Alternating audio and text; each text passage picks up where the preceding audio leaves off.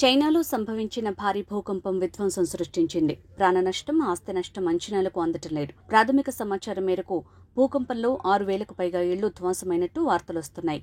భూకంపం తీవ్రత రిక్టర్ స్కేల్పై 6.2గా నమోదు కావడంతో ఈ విపత్తుతో భారీగా ప్రాణ ఆస్తి నష్టం వాటిల్లినట్టు తెలుస్తోంది. భూకంపం తీవ్రతకు పలు భవనాలు నేలమట్టమయ్యాయి.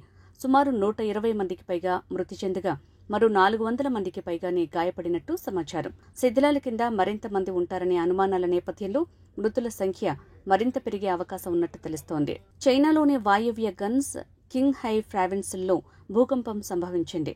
అక్కడి కాలమానం ప్రకారం సోమవారం అర్ధరాత్రి దాటాక సంభవించిన భూకంపం తీవ్రత 6.2గా నమోదైనట్టు అంతర్జాతీయ మీడియా ప్రకటించింది. టిబెట్కు సమీపంలోని కింగ్ హై ప్రావిన్స్ ప్రాంతంలో తరచూ భూకంపాలు సంభవిస్తుంటాయి.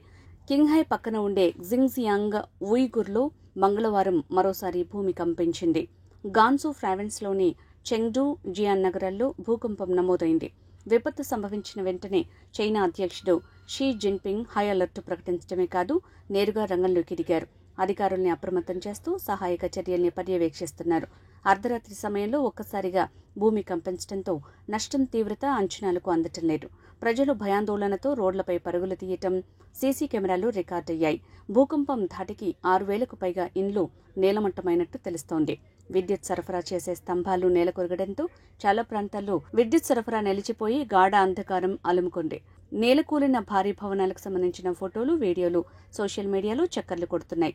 నెట్టింట షేర్ చేస్తున్న వీడియోలో బిల్డింగ్ ఊగిన వీడియో వైరల్ అవుతోంది.